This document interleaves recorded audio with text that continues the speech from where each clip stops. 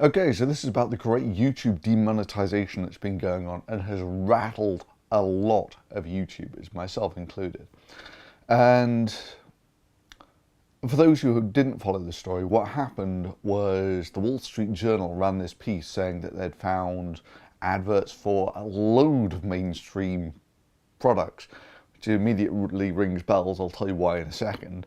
You know, they'd found them for Coke, for McDonald's, and a load of other mainstream things on a racist video. And it's a sort of knee-jerk reaction. All of these advertisers pull out of YouTube, out of advertising on YouTube, and it cost almost $1 billion in ad revenue to YouTube. That's how many people pulled out. And so YouTube has sort of responded by sort of demonetizing loads of stuff, and two of the most bizarre ones that I got demonetization notices about. You know, there's a whole spectrum of these things, but the Fukushima busted video, yeah, the one where I actually go through and show all of these people with their junk pseudoscience about Fukushima, how they're all talking crap. That one, no.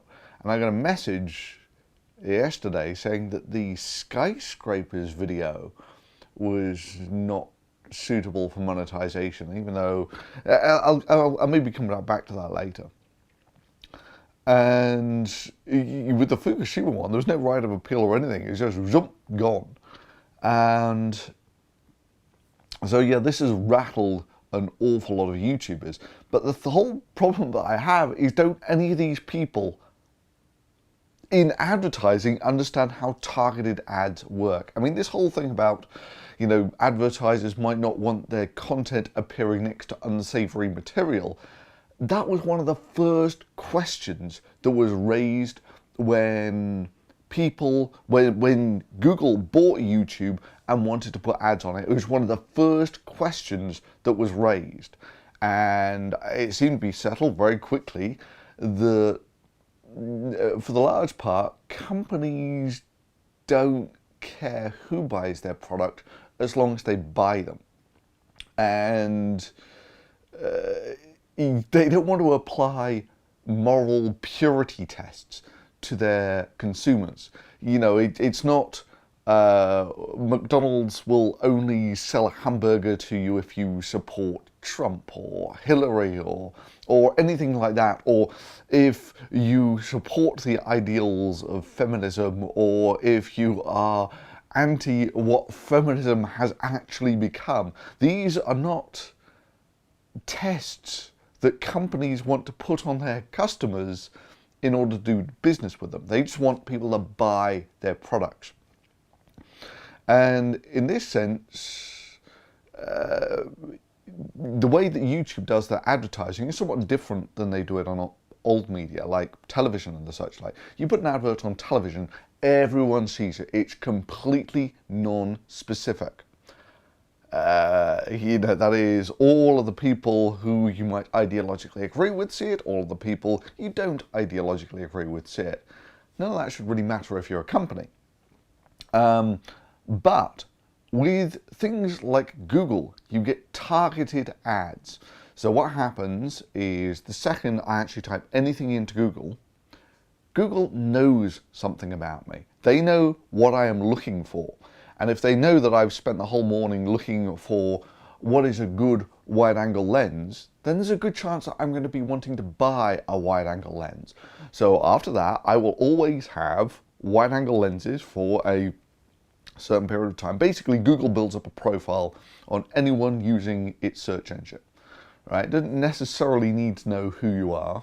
It helps in some cases, not in others, but actually it helps in all cases. But it doesn't necessarily need to know who you are. It's just if you're that one person who's been asking about wide-angle lenses or something, it knows that these adverts for wide-angle lenses are the ones that are likely to be most valid. And because these are targeted ads, they're worth much more than just putting it on TV, right? Where millions of people might see it, but almost no one might be interested. I mean, you start showing wide-angle lens adverts to the general public, and it's like, what? But if it's someone who actually is interested in that sort of thing, then maybe that'll actually help them, or whatever. It'll let them know that that product exists and that they might want to buy it. And this is a key thing. You know, one of the first things that you need in advertising is to have people know that your product exists. Yeah, I can't buy something if you don't know it exists. So in this sense, targeted ads are fantastic compared to these sort of blanket ads. Now, there will be people who freak out at some point by saying, what, Google builds up a profile on me every time I put something into the search engine. Well, there are two things. First of all, that's actually necessary information to build a search engine, right? This is the very simple associative algorithm that Google works on. And secondly, I always find it bizarre that people freak out that Google is gaining information on them like this. All the free web services do this, and probably the most egregious is Facebook, where people who worry about web privacy then put on the web they give the information of Facebook and let everyone else see it, their date of birth, where they work, what their favourite films are, the favourite books, food, where they went to school, what their education is. They tell Facebook absolutely everything about themselves. So I always find that a little bizarre.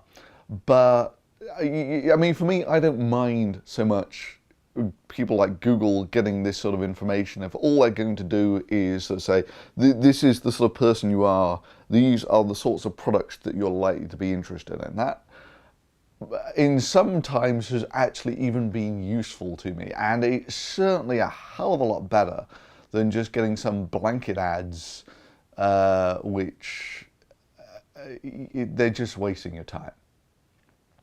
So this is the whole basis of targeted ads that you get on Google and YouTube. Now, there's a slight problem here. Whilst targeted ads is probably the best way of doing it, right? If anyone's got a better way of doing ads, I'd love to hear it. But as far as I know, targeted ads are the best way of doing it. And there's a problem. It can give false positives.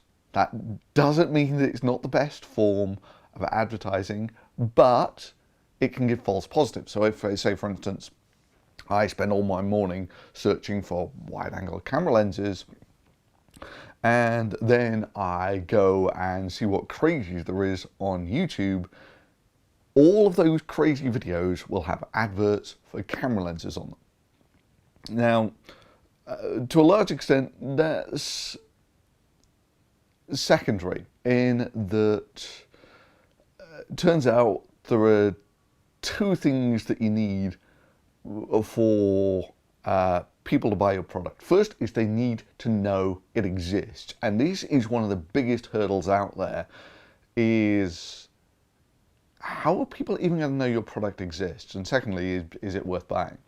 But the first one is the big hurdle, and this is almost universally been true, and this is a term I'll come back to again and again: attention economy.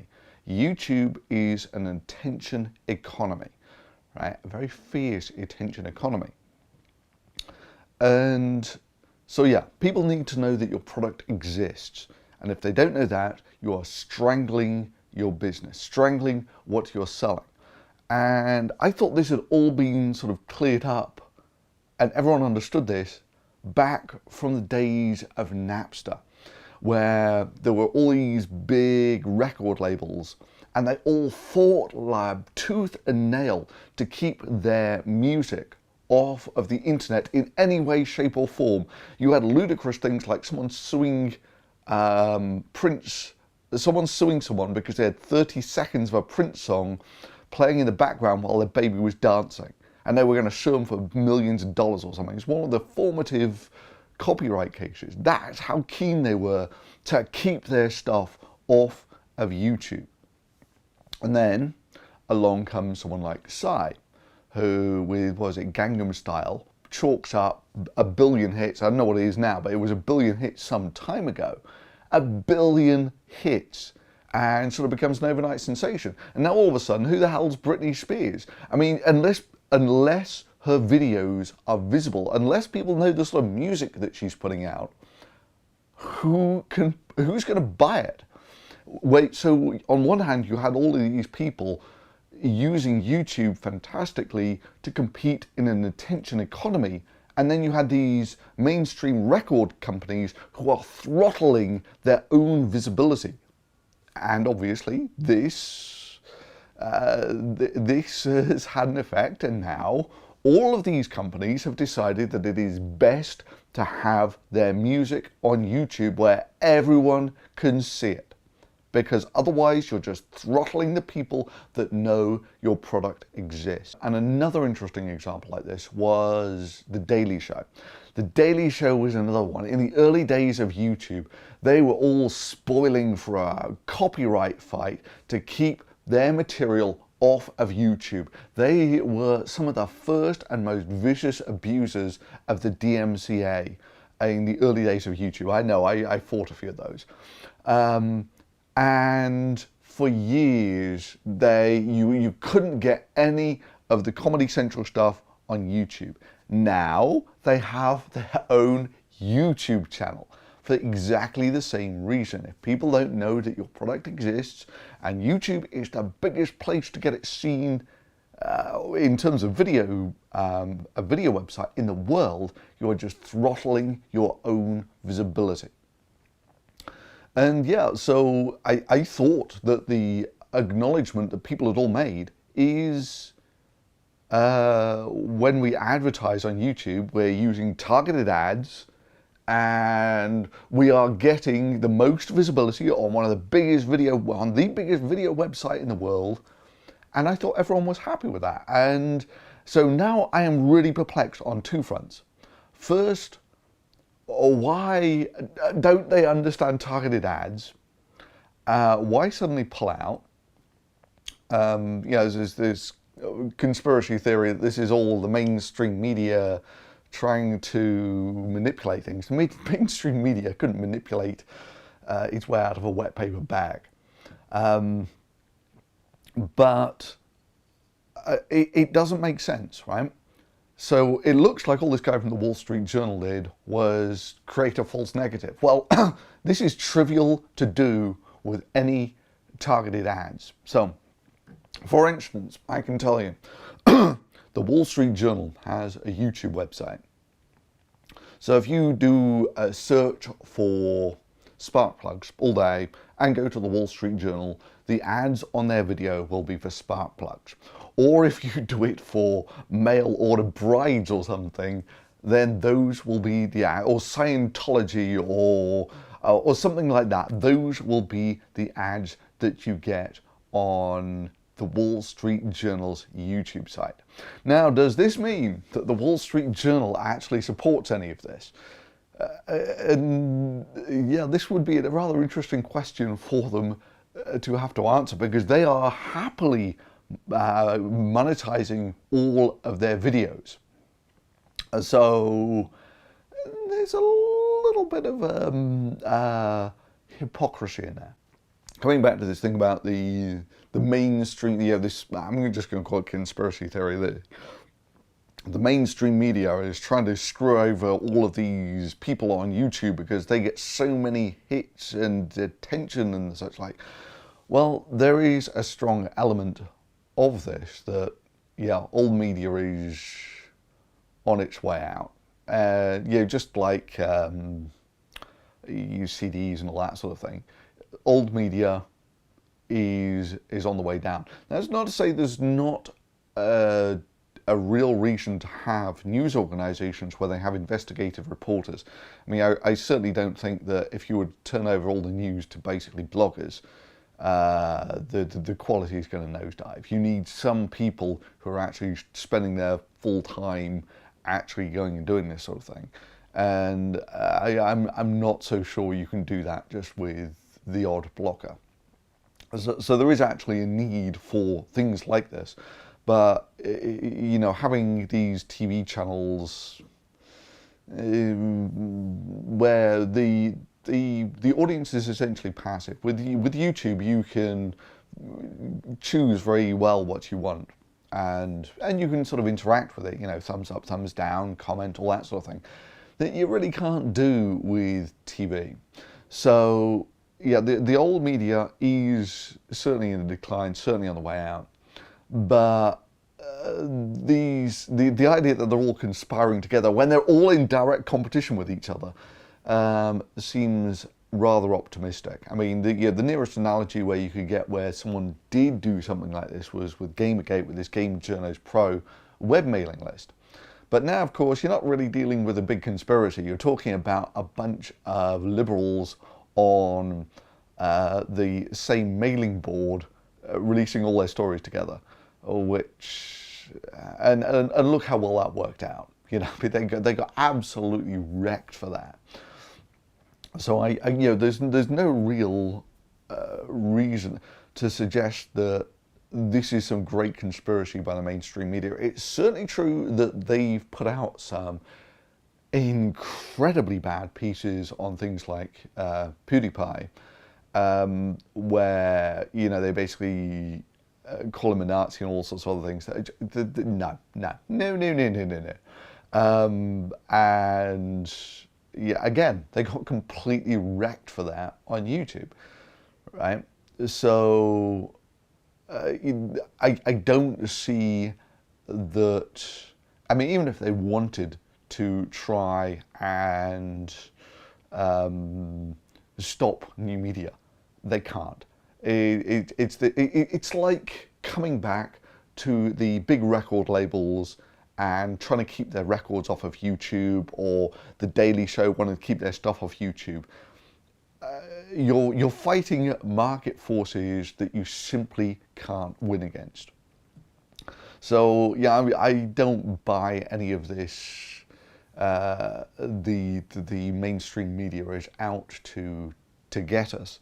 But the odd thing is the knee-jerk reaction. I just don't understand that at all. There's $1 billion being pulled out of YouTube by all these mainstream advertisers, because these advertisers must understand how advertising works. They must understand that it's targeted ads.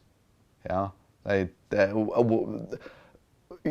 don't want this sort of moral purity test on their consumers, because this is just throttling their business. And likewise, I don't understand why you have competitors like you have Pepsi and Coke both pull their ads off YouTube. If targeted ads are the best advertising you can get your hands on, then if your competitors pull out, this is a market advantage for you. So this I just don't understand, this mass pull out. Yeah, unless it's some sort of executive herding instinct that, one executive says he's going to pull out, and of course if he's doing it, he must have thought it through and thought it seriously enough to pull all of his adverts out, and so the next company also does it, and eventually you sort of just get a stampede of people leaving. But like I was saying earlier, yeah, it's true, targeted ads have their limitations, but they're still essentially the best thing on the market. So what are you going to do now? I mean, you're just going to go back and start putting your adverts on TV or something. So that just doesn't gel with me. I mean, I don't understand why they all pull out together. I mean, I've heard some people suggest that this, I think it was Harmful Opinions actually, I've heard people suggest that maybe it's because they want to strengthen their bargaining position. And again, this makes sense if it's just one, but if you're pulling out to try and strengthen your bargaining position, does your competitor, do they just sit there and take the market advantage that they can actually have targeted adverts while you've sort of selectively cut yourself off from them?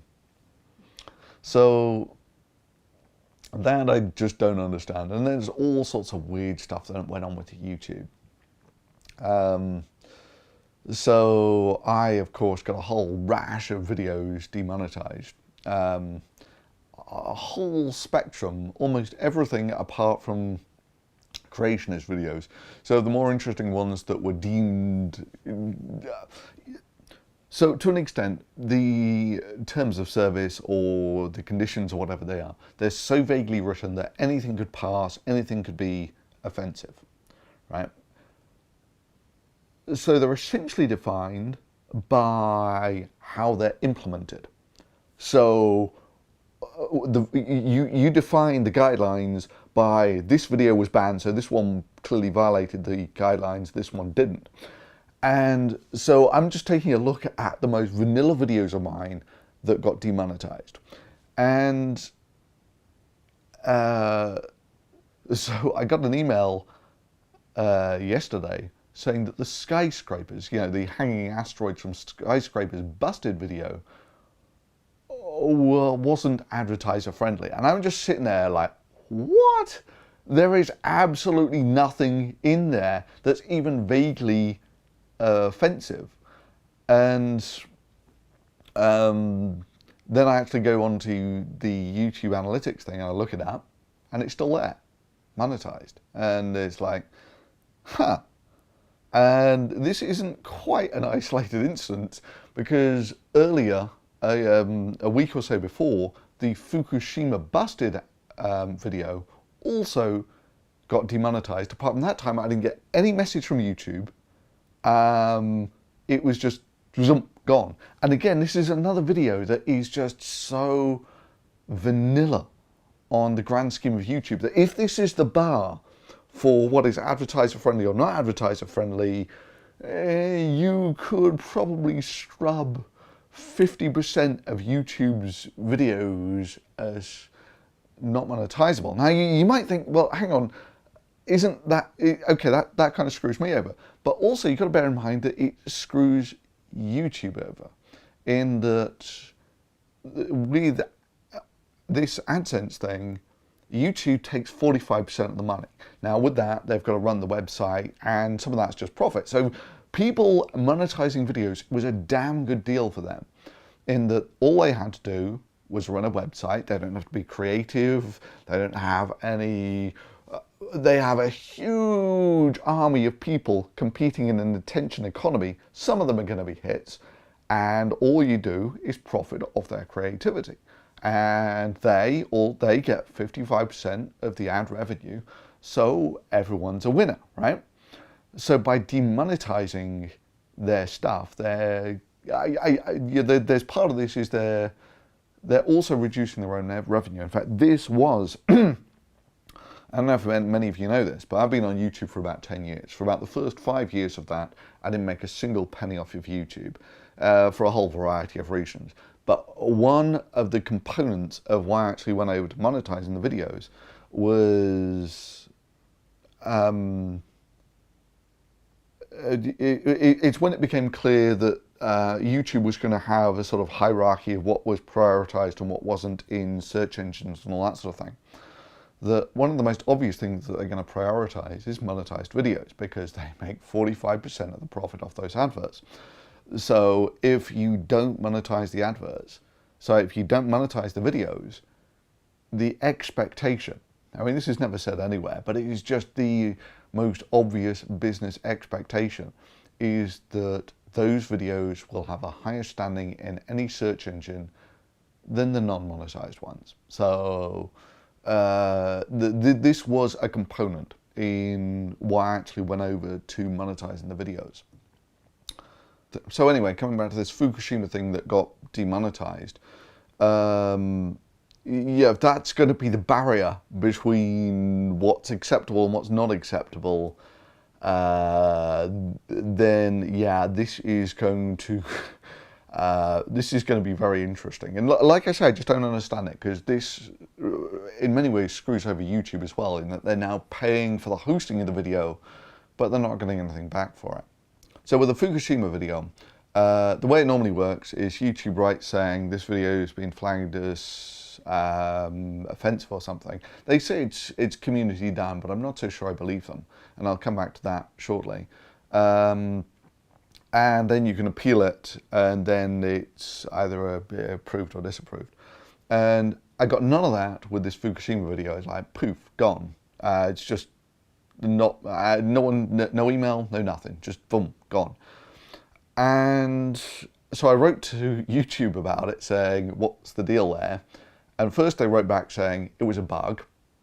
Then I wrote back saying, oh, that's right, they said it was a bug and it had been fixed. And I wrote back to them saying, no, it's still exactly like it was. And then they wrote back saying it's not a bug, we just demonetized it.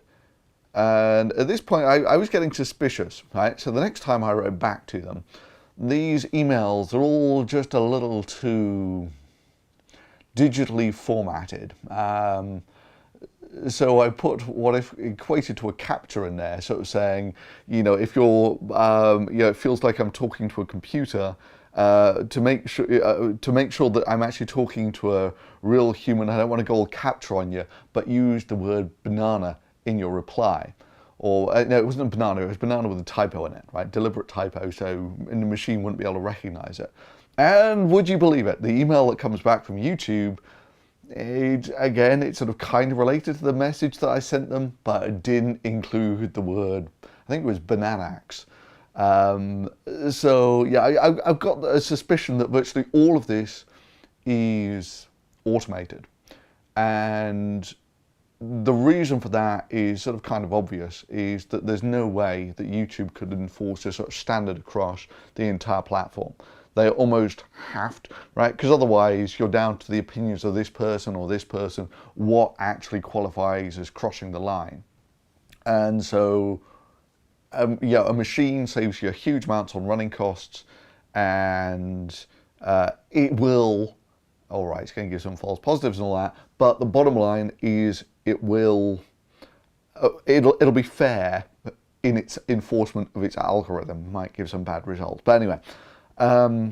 Yeah, so not only do I think that they went with a machine for the actual running the whole flagging system, yeah, I'm not so sure it pays too much attention to people flagging the videos anymore, because that's so susceptible to abuse that in terms of, you know, does flagging the video really reflect whether it's good or bad, or does it just reflect that it's annoyed a lot of people?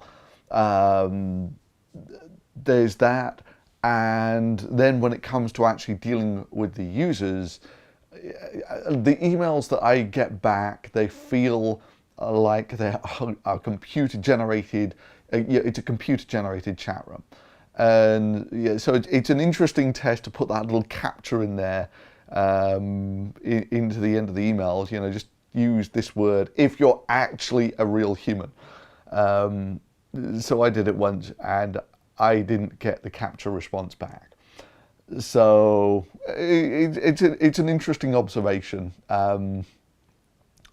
Maybe it was a person and they just didn't want to play ball, or maybe it was just actually a digital response from a machine. Yeah, but you can see it. I mean, how could you possibly enforce these standards across something the size of YouTube with any form of consistency? So this is my real problem, is once you get into things like, the Fukushima thing, demonetized, the hanging skyscrapers, said it was demonetized but wasn't, and whatever. So I've had several of the essentially pure science videos demonetized. So this has rattled me like a lot of people. There's been this huge, I mean, some of the things you actually see they had a point in, that it's true that YouTube had become a completely anarchistic attention economy. And what do you get in a completely anarchistic attention economy? You essentially get Jerry Springer.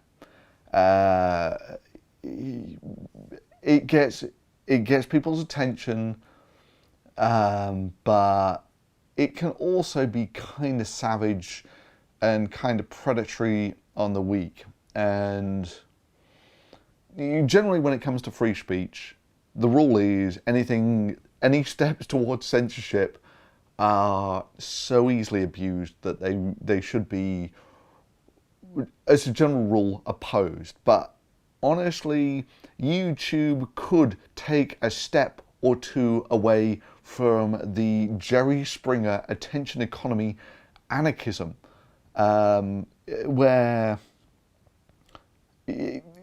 you do get people who essentially go around and predate on innocent, well, I'm not going to call them innocent, but they go around and predate on essentially nobodies saying stupid things.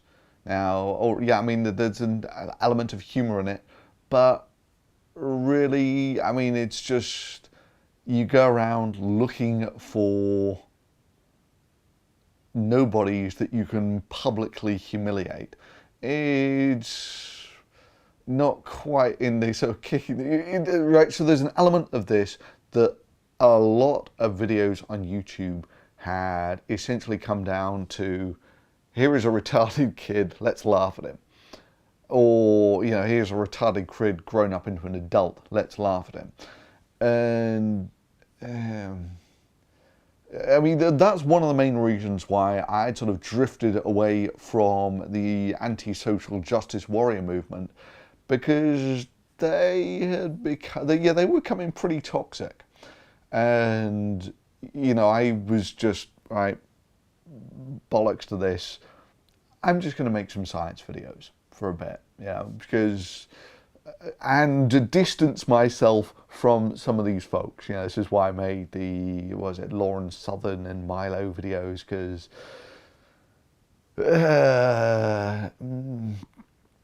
yeah, they were kind of leaving a bad taste in my mouth. And I think you owe it to yourself that if people could reasonably associate yourself with these people, like for instance with the Sarkeesian effect, I made steps to distance myself from that.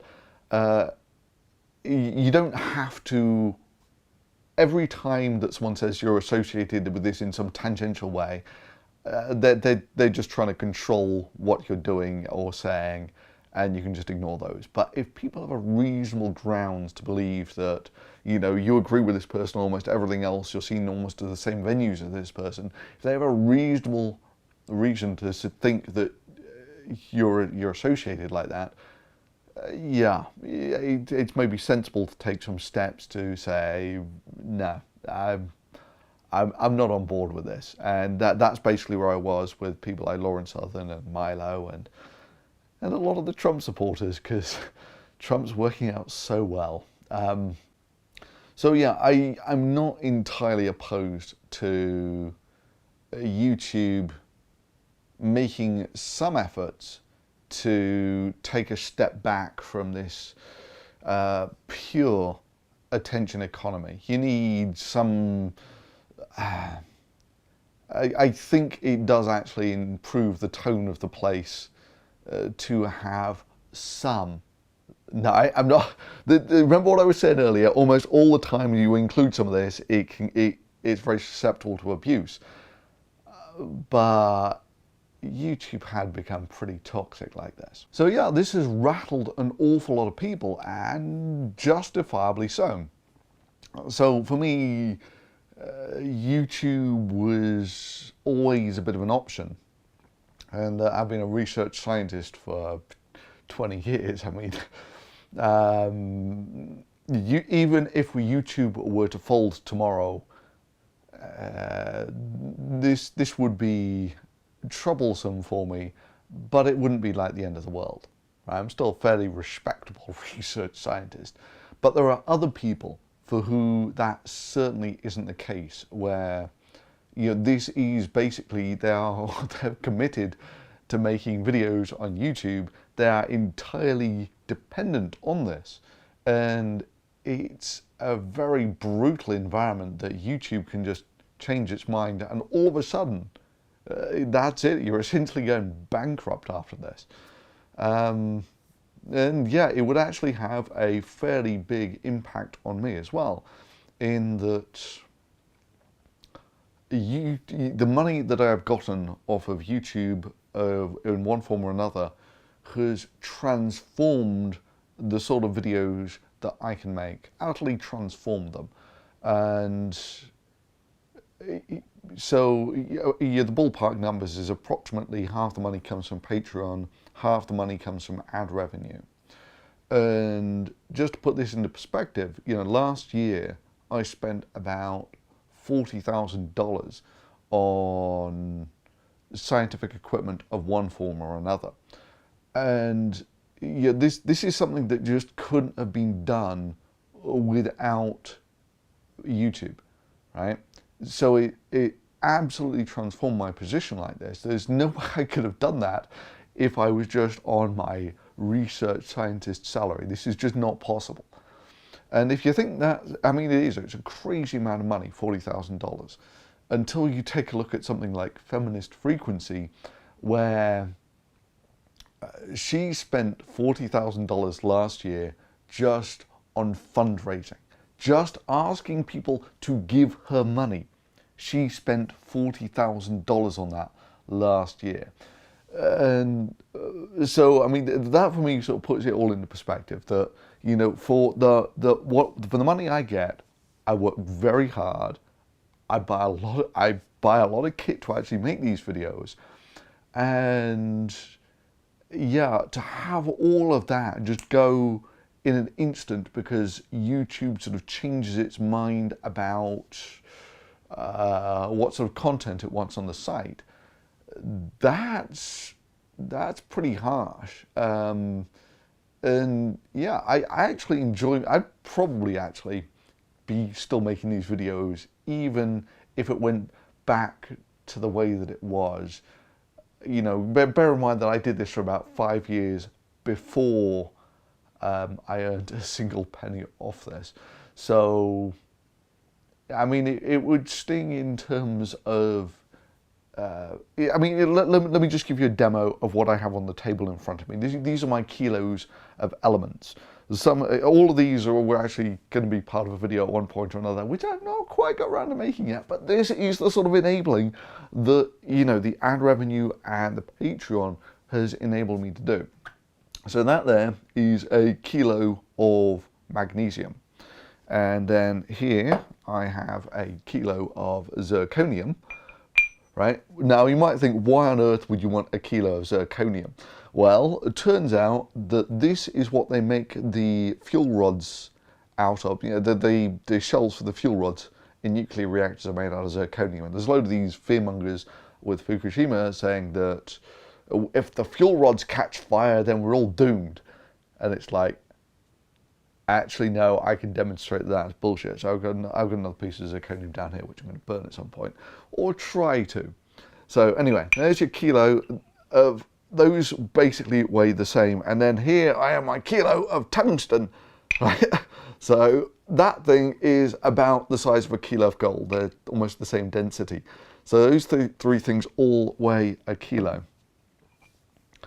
About the same weight as a 1 litre bottle of water. And I have my kilo of lead, which I actually did myself, along with a kilo of bismuth. So these things both have interesting cooling properties, which another video I never quite got around to making. But as I say, I work quite hard on trying to move these things forwards. Then we have a kilo of tin. And then these two are kind of pretty. That's a kilo of silver. And that is a kilo of gold, both not gold, copper, both very good thermal conductors and electrical conductors, which is why I need these. The copper, by the way, I would actually recommend. You can get these sort of things off eBay for, I don't know, €30, $30, that sort of thing. And they are absolutely beautiful. So recommended there. So yeah, I mean, these are the sorts of things that, all right, not absolutely necessary, but, just being able to show people a kilo of zirconium and that it doesn't really present any fire hazard, this is not cheap. This is about $300. $200, that sort of thing. So yeah, for me, YouTube has been an absolutely fantastic enabler. And if this were all to go south, right, it would have a big impact on what I can do. I mean, at the moment I can make almost any video I want. That would obviously go. But that would be a setback for me. I'd probably still do this anyway because I kind of enjoy it, and it's... I'd like to think I actually make some fairly nice videos, so people seem to enjoy watching them. I would probably still be doing this, even if it was back like it was in the old days where you didn't get a bean for doing it. But it would be tough. On the other hand, there are people for whom if you take away the financial strings, they're screwed. You know, I mean, they've got mortgages or rents to pay or food to buy. I mean, for some people, this is going to be absolutely devastating. And for what? Because the Wall Street Journal ran an article because they didn't understand how targeted ads work. And then this set off a stampede. This scared the cows, and they all stampeded, taking all their money out of YouTube. All of this, I mean, none of this makes any sense. So, yeah, I don't buy that this is some sort of conspiracy by the main... I could quite happily buy that there's some guy at the Wall Street Journal and he gets lots of attention for writing these sorts of drama pieces about YouTube. But, you know, like I said, this sort of manufactured drama is relatively easy to produce on the grand scheme of things. You just go to the Wall Street Journal, whatever, and yeah, their YouTube site, and see what interesting commercials come up. Yeah. So the whole thing seems to be a manufactured outrage, and it's caused almost $1 billion of damage. So anyway, I'm running out of space on the card here. But why do all these people pull out? I just don't get it. So if you've got any ideas on that, please let me know in the comments below, because to me, none of this makes any sense at all.